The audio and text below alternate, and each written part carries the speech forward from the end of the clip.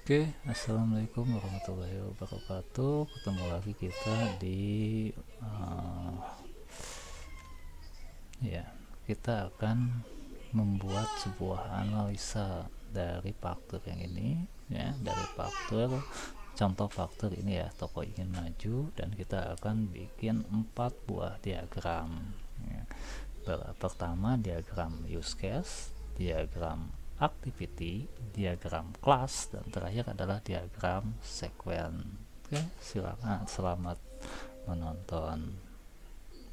Review aja ya, nanti ini ada faktur ya, ada faktur. Dari faktur ini nanti kita bikin diagram YML nya kayak yang kemarin ya, berarti ada 4: use case, activity, class, sama sequence. Jadi nanti kita bikin tuh untuk review ke yang pertemuan 1 sampai pertemuan 6 kemarin. Oke, ini yang pertama, ini ada nota toko ingin maju, ini enterprise-nya. Ini enterprise-nya.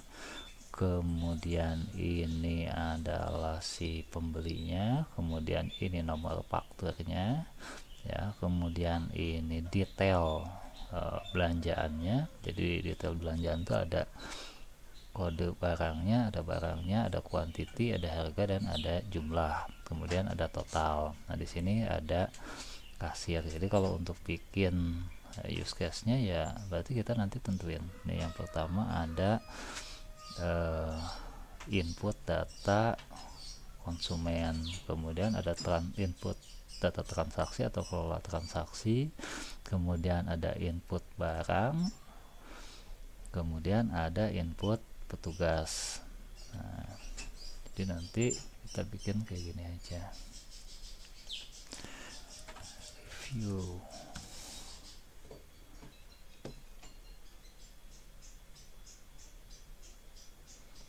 Oke, saya bikin plus sama deploy.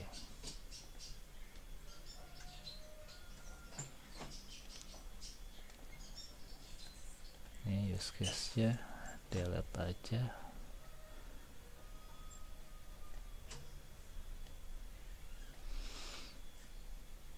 Oke, tadi di sini ada petugas sama ada konsumen. Jadi nanti ada petugas, ada konsumen. Nih, petugas, ini konsumen, kemudian ada petugas.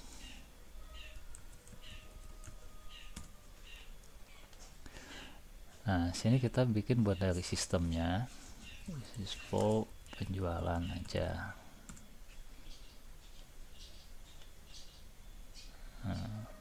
Terus tadi si petugas itu dia harus input, ada input data petugas, ada transaksi, ada input barang, dan ada input petugas. Ini ada input konsumen ya.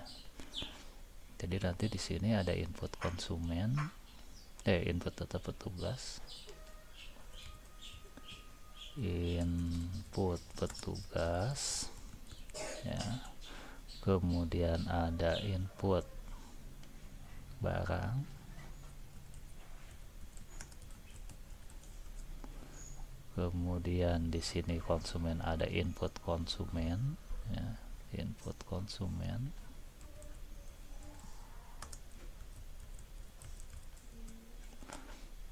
input konsumen, yang input berarti si konsumen. Terus konsumen melakukan pembelian, terus si petugas melakukan penjualan. Ini ya, kelola transaksi. Kelola transaksi sini penjualan kan. Nih. Nah, untuk masuk ke sistem berarti si petugas dia harus login. Nah, nanti tinggal dibikin aja sini login.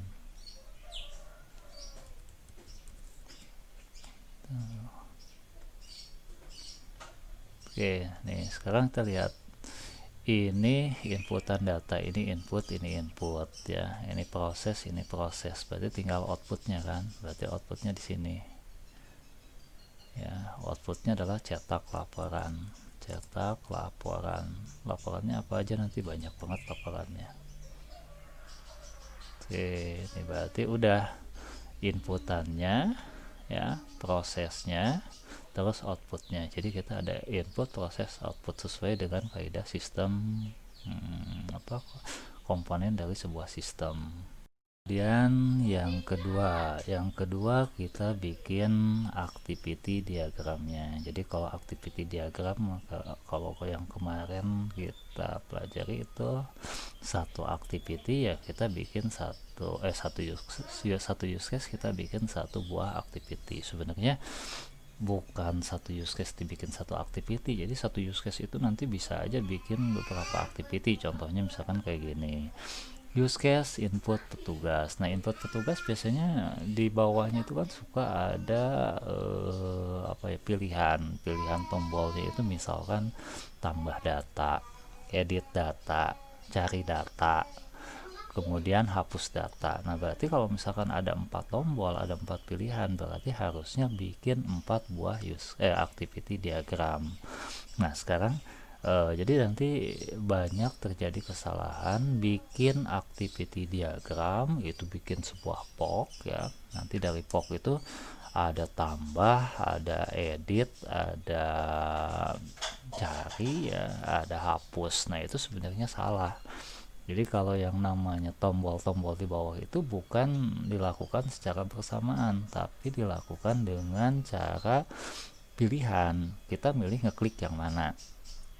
Jadi harusnya menggunakan decision, yaitu nanti kalau misalkan mau dibikin satu activity boleh, mau dibikin juga beda-beda activity ya boleh, tapi kalau misalkan pengen nggak pusing ya mendingan dibikin satu-satu aja ya.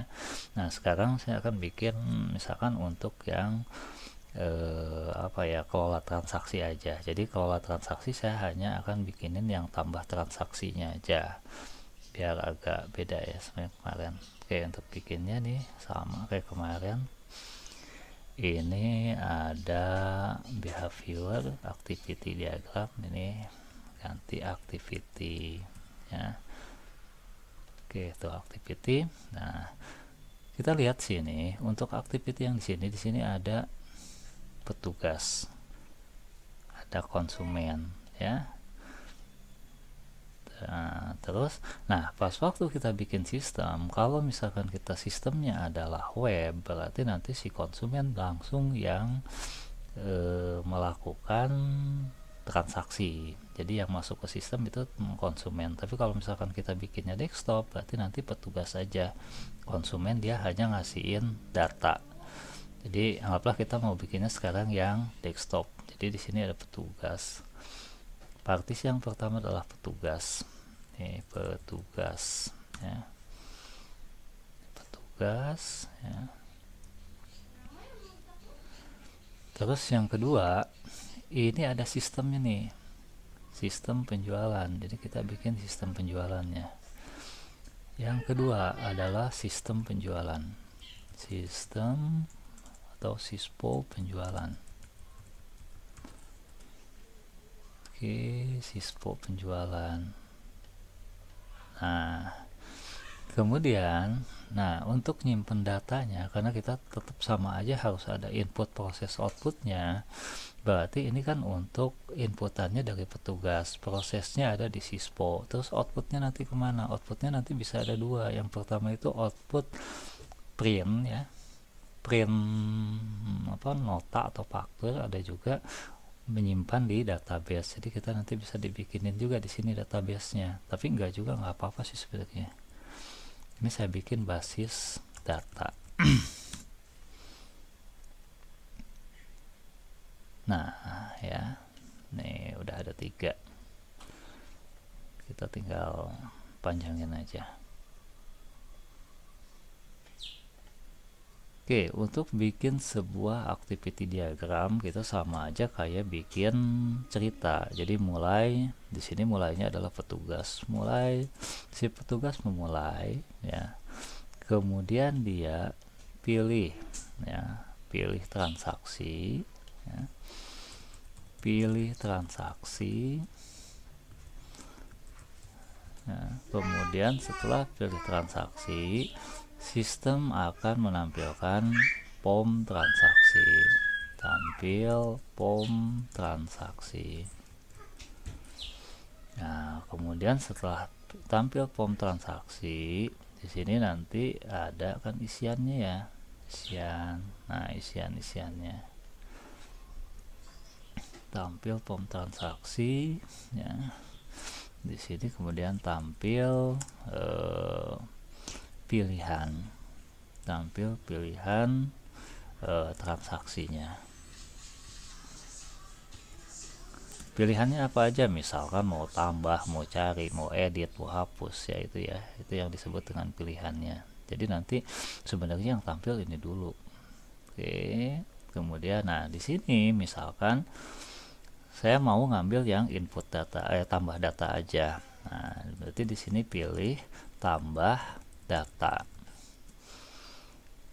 Oke, pilih tambah data. Tuh ya, pilih tambah data, kemudian dia inputin datanya. Input datanya. Setelah input datanya dikemanain? Datanya dikirimin ke sistem. Ya, di sini terima input data. Nah kemudian datanya itu divalidasi dulu, ada data kosong apa enggak. Nah ini, jadi di sini nanti ada decision, ini validasi apakah ada data kosong atau tidak. Nah ya, ada kayak gini. Kalau misalkan datanya masih kosong, ada yang kosong, dia balik lagi sini pasti. Biar agak bagusan nih, bisa dibikin kayak gini ya. Tuh, ini bisa dikasih keterangan juga, ada data kosong misalkan. Nah ya, kalau misalkan datanya lengkap, nah di sini data lengkap saya masukin ke POC ya, POC-nya ya. Jadi yang tadi saya bilang, yang pertama ini adalah cetak nota. Ya. Kemudian setelah cetak nota ya selesai. Cetak nota di sini selesai. Activity panel selesai. Nah, selain dia cetak nota, data yang tadi itu disimpan juga ke sini, disimpan ke basis data. Nah, ini simpan data. Oke, disimpan data. Ya, simpan data, dia selesai juga di sini, selesai. Jadi nanti kalau misalkan bikin activity diagram, kalau selesainya boleh ada 2, ada 3 ya. Tapi kalau misalkan untuk mulainya tetap dia hanya 1 aja. Oke, untuk activity diagram yang ketiga sesuai dengan slide atau modul dari Universitas BSI itu adalah kelas diagram. Jadi untuk kelas diagramnya kita sekarang bikin. Nah, kalau kelas diagram lihatnya di mana? Untuk kelas diagram kita lihatnya di sini ya. Ini kan nanti pom-pomnya ya. Pom kosongnya ini seperti ini. Nanti untuk untuk kelas diagram ini sama juga ya. Untuk kelas diagram nanti ini sebenarnya sama aja. Jadi nanti ada misalkan loginnya ada nih, ada input barangnya, ada input petugas, ada input konsumen, ada kelola transaksi, ada cetak laporan. Nah nanti yang mana aja yang harus dibikinin kelasnya.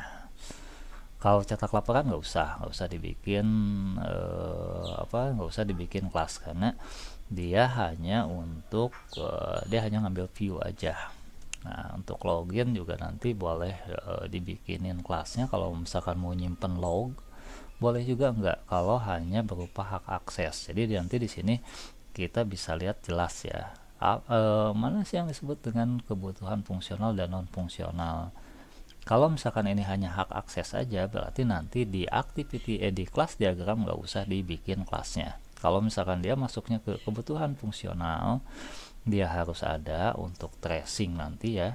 Jadi nanti berarti login itu harus masuk. Tapi kalau misalkan tidak, hanya untuk masuk aja ke sistem, ya udah nggak usah juga.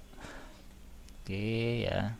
Berarti nanti kita ada input petugas, input barang ya, kelola transaksi ya. Udah cuman segitu aja, berarti cuma 1 2 3 4. Nah, kita bikin deh kelasnya nih, ini kelasnya nih ya, saya delete deh. Kelas yang pertama itu adalah kelas konsumen, walaupun pada kenyataannya nanti ada juga yang nggak bikin ya, kelas konsumennya nggak dibikin. Yang kedua adalah petugas, kelas petugas. Yang ketiga adalah kelas transaksi. Yang keempat adalah kelas barangnya. Nah, oke, untuk kelas itu kan ada tiga ini ya. Konsumen, misalkan untuk konsumen itu ada atributnya itu kode atau ID konsumen ya. ID konsumen ini tipenya integer aja lah. Nama konsumennya ya ini nanti misalkan menggunakan varchar. Ini varchar tadi jadi kita pakai ini, ada pakai ini aja ya, varchar. Terus ada alamat tadi ya, alamat ya, alamat konsumen. Jadi di sini nanti dia pakai varchar juga. Terus ada nomor telepon konsumen. Nah, di sini pakai integer. Boleh pakai integer, boleh pakai varchar. Kalau misalkan pakai integer itu nanti 0 di depannya hilang. Tapi kalau pakai varchar enggak. Nah, kemudian untuk operasinya, kita masukkanlah operasinya itu operasi tambah konsumen. Ada tambah, kemudian ada edit ya. Kemudian ada hapus. Anggaplah ada istilah hapus ya. Oke, nih satu. Terus untuk petugas juga kita sama. Jadi petugas itu nanti harus diingat ada ID petugasnya. ID petugasnya nanti di sini bisa menggunakan integer atau menggunakan varchar. Kalau cuma nip aja sih biasanya cukup menggunakan varchar aja. Kecuali kalau ada kosong ya. Yang kedua adalah namanya. Nama petugas. Nah, nama petugas ini nanti harus menggunakan varchar otomatis. Terus ada username ya. Sebenarnya username nanti bisa menggunakan ini juga bisa. Mendingan yang pakai yang atas saja deh, ID petugas saja nanti sama password ya. Ini passwordnya kita menggunakan varchar. Jadi nanti kalau misalkan bikin sistemnya kayak gini, nanti untuk login itu untuk username-nya menggunakan ID petugas, untuk passwordnya menggunakan password. Operasinya di sini adalah operasi sama tambah ya, operasi edit, dan operasi untuk hapus. Nah, udah tuh ya. Kemudian untuk barangnya kita bikin ininya dulu deh. Untuk barangnya kita menggunakan ada atributnya itu ID atau kode barang. ID barang di sini boleh menggunakan varchar, boleh menggunakan integer, tapi bagusnya sih menggunakan varchar ya. Terus ada nama barangnya, nama barang ya. Nama barang di sini dia menggunakan varchar. Kemudian ada stoknya ya, di sini menggunakan integer. Kemudian ada harga kita bisa untuk sementara menggunakan integer aja. Untuk operasinya ada operasi tambah, ada operasi edit, ada operasi hapus. Nah, oke, selesai. Yang terakhir adalah transaksi. Untuk transaksi di sini berarti ada ID transaksi ya, ID transaksi atau nomor faktur. Kalau kita lihat di sini, ini ada FT, berarti dia harus menggunakan varchar. Ya.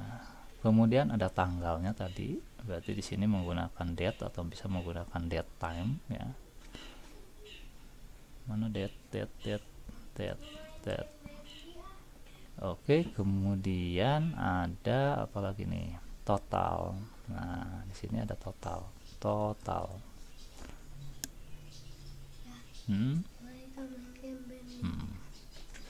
Nah, di sini ada tambah ya, sama juga. Ini ada edit. Tapi ini jangan ada dihapus. hapus ya, hapus, jangan ada dihapus lah. Nah, kita sekarang udah jadi ya. Untuk bikin kelas diagram itu ada relasi antar kelas. Jadi relasi antar kelas itu terjadi apabila dalam sebuah kelas itu ada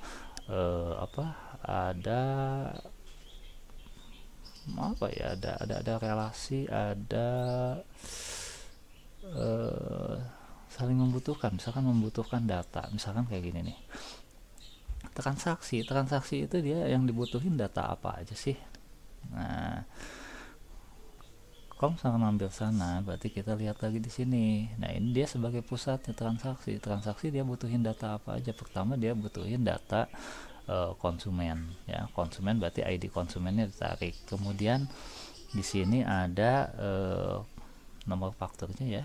Kemudian dia butuhin barangnya, dan dia butuhin juga data dari kasir. Jadi semuanya berpusat di transaksi.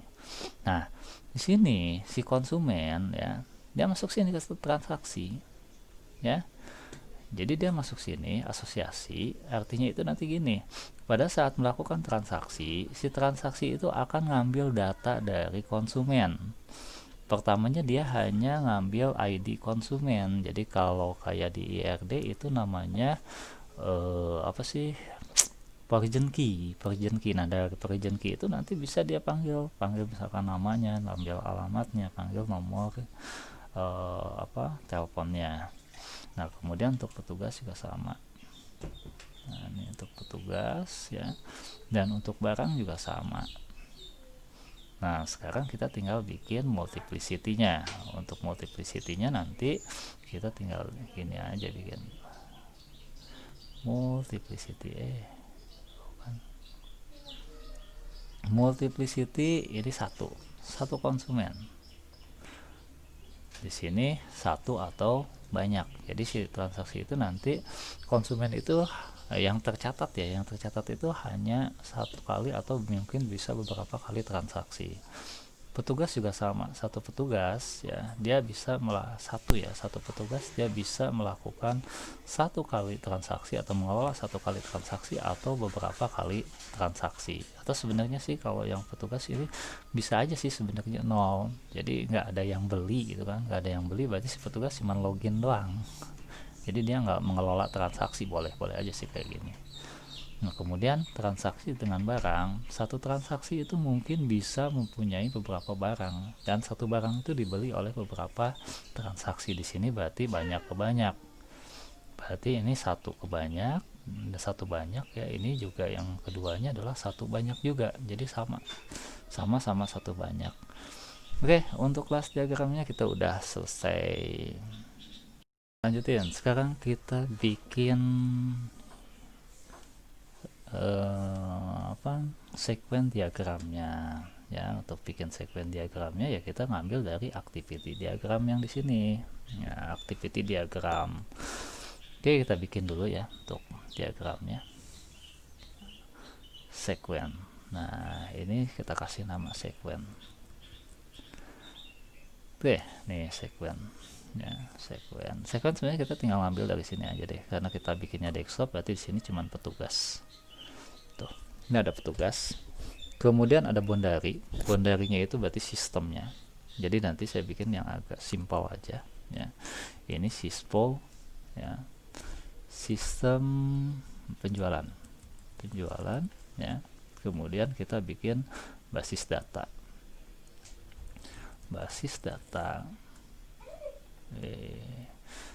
kurang A nya ya.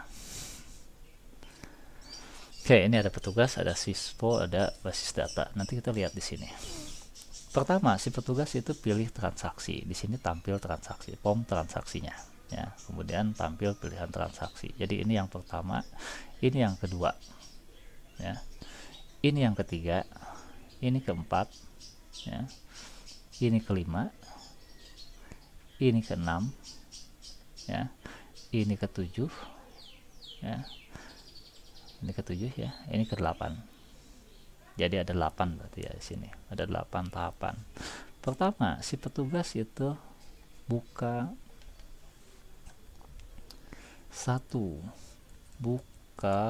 form transaksi. Nah, buka form transaksi, kemudian di activity kan tampil transaksi sama tampil pilihan transaksi. Jadi di sini tampil form transaksi aja, 2. Nah, nih. Yang kedua, tampil form transaksi. Tampil form transaksi. Kemudian udah tampil form transaksi, nanti di sini tinggal si petugasnya ya. Si petugas dia terima pilih tambah data terus input datanya. Nah, saya bisa agak cepetin aja, jadi di sini nanti dia input data. Karena nanti mungkin ada banyak yang dipilih di sini, mau input data, mau mau input data, mau edit data gitu kan ya. Nah, misalkan ada return dan segala macam. Berarti di sini tiga yang saya pilih adalah tambah data. Pilih tambah data. Nah, pas waktu tambah data, kita lihat di sini tambah data atau input data, inputin datanya kan ya. Datanya diterima, kemudian divalidasi. Ya, ini berarti yang ketiga ya, ini validasi. Yang ketiga, yang keempat berarti ya. Yang keempat dia ada validasi.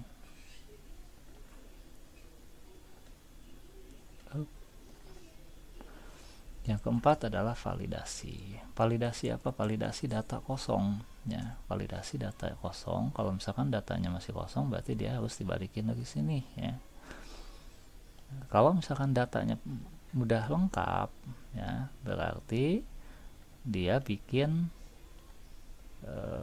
bikin nota tadi ya, 5. Ini agak susah nih. 5 berarti cetak faktur atau nota ya, faktur atau nota ya. Oke. Kemudian disimpan datanya ya, simpan datanya 6, simpan datanya ya. Nanti di basis data simpan aja. Nah, kemudian kalau misalkan salah, kalau misalkan ada data yang kosong, berarti dia balik lagi sini. Nah, jadi nanti sini tinggal dibikin aja 7 ya, masih ada data kosong. Nah, masih ada data kosong, ini return. Oke, nah ini udah selesai ya, udah selesai. Kalau udah selesai, nanti tinggal kita masukin ke sini nanti untuk dokumentasi ya. Pertama, use case diagram kita copy, Ctrl C ya, kemudian Ctrl V di sini. Nanti di sini tinggal kasih nama gambar 1 use case diagram. Oke, kemudian yang kedua itu adalah activity. Kita activity-nya ini kita copy juga, Ctrl C. Nah, di sini nanti Ctrl P. Ctrl Z dulu ya. Nih. Ya. Ctrl P ya. Oke, kemudian sekarang yang kelas, karena tadi ngikutin kelas ya, sebenarnya kita jangan kelas dulu tapi sekuen dulu sih sebenarnya. Ini yang sekuennya saya copy ya, Ctrl C, paste saya di sini. Tuh. Yang terakhir adalah kelasnya. Ini kelas modelnya. Ini yang kelas ya. Ctrl C, kemudian saya paste di sini, Ctrl P. Nah, udah. Jadi untuk review sekarang kita sudah selesai. Oke, saya save deh. Oke, terima kasih telah menonton, semoga bermanfaat. Jangan lupa subscribe, like, dan share juga ya. Terima kasih. Assalamualaikum warahmatullahi wabarakatuh.